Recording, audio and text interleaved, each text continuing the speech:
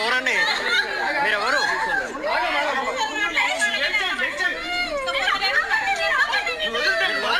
పోలీసులకు ఫోన్ చేయండి.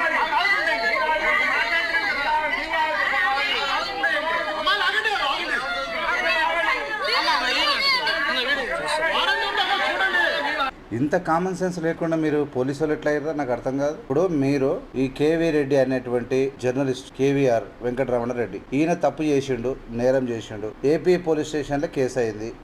కేసు అయినప్పుడు మీరు ఏడ అరెస్ట్ చేస్తున్నారు? ఇంటికి వచ్చి అరెస్ట్ చేస్తున్నారు. ఇంటికి వచ్చి అరెస్ట్ చేసేటప్పుడు వాళ్ళ ఇంట్లో ఫ్యామిలీ ఉంటుంది. ఆ ఫ్యామిలీలకు మనం పోవద్దు, మనం పోలీసులము, ఇద్దరు లేడీస్ పోలీసులు తీసుకొని రావాలన్న కామన్ సెన్స్ లేదా? ఏం మనుషులే మీరు? బుద్ధి జ్ఞానం ఏమైనా ఉందా మీకు? ఒక మహిళను పట్టుకొని వీడియో తీస్తుంటే కూడా చేయి పట్టి గుంజుడేంది? ఇంకోడైతే ఆడు ఎస్ఐ మరి ఎవడాడు మనిషి దున్నపోతే అర్థమవుతలేదు. డైరెక్ట్ మహిళ మీద చేసి దొబ్బుకొస్తున్నాడు, వెనుక ఈపుల మీద చేసి దొబ్బుకొస్తున్నాడు. అంటే అంత నేరం ఏమైందా అన్న? ఎందుకు మీరు గొంతు నొక్కేస్తున్నారు? ప్రజాస్వామ్యంలో ప్రశ్నించడం ఒక హక్కు. ప్రభుత్వాలను ప్రశ్నిస్తారు. ప్రశ్నిస్తే మీరు అరెస్ట్ చేస్తారు.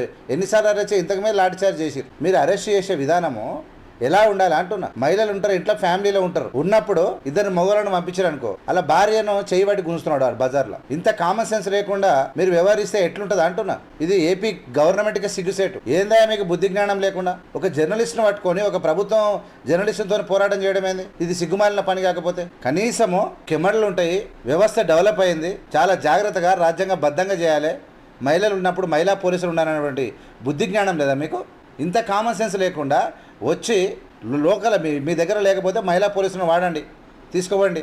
నువ్వు జెంట్స్ని అరెస్ట్ చేస్తున్నావు, వాళ్ళ భార్య ఉంది, ఆ భార్యను ఎట్లా చెప్పాలి? టైం తీసుకోండి, ఇలా కాకపోతే రేపు అరెస్ట్ చేయండి.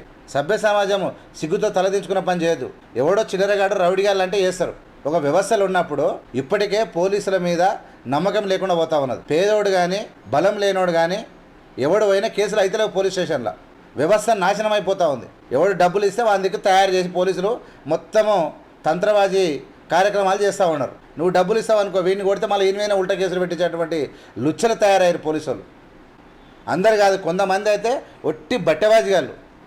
ఇతరుడు పోలీస్ స్టేషన్ కొంత న్యాయం జరుగుతుంది కాదు, కొంపలు మునుగుతాయి. ఇంకా అంత ఆ విధంగా అయింది. అట్లా అనేక చాలామంది పోయిన వాళ్ళు పరిచయం ఉన్నారు. యువతలో ఎప్పుడు మన మీద ఉల్టా కేసు అయితే తెలియదు. వాడికి మన ప్రాబ్లం అయిందని కేసు పెడితే అది కేసు కాదు. వాడు పెట్టాలనుకుంటేనే కేసు. మనం కంప్లైంట్ ఇస్తే కేసు కాదు. పోలీసోడు పెట్టాలనుకుంటేనే కేసు. ఇంత దౌర్భాగ్యమైన పరిస్థితి వచ్చింది. ఇప్పుడు లాయర్లతో అనుకో, లాయర్ నుంచి పంపిస్తే తప్పనిసరి పరిస్థితి అయితేనే కేసులు బుక్ అవుతా ఉన్నాయి. వ్యవస్థ అంతా కరెక్ట్ లేదు. ఇలా ఒక జర్నలిస్ట్ ఫ్యామిలీ పట్టుకొని అలా భార్యను అవమానపరుచుకుంటా పోలీసులు సిగ్గుచేయని వ్యవహారం చేసి పరువు తీస్తూ ఉన్నారు. కొంచెమైనా బుద్ధి జ్ఞానం ఉండాలి. ప్రజలు కామెంట్ చేయండి, ఈ వ్యవస్థను ఎట్లా మారుస్తారో ఏం కథనో మీరే కామెంట్ చూస్తూనే ఉండండి. ఏవిఎం మీడియా లైక్ చేసి, షేర్ చేసి, సబ్స్క్రైబ్ చేసి ప్రజలకు పంపండి. Thank you so much. జై భీమ్.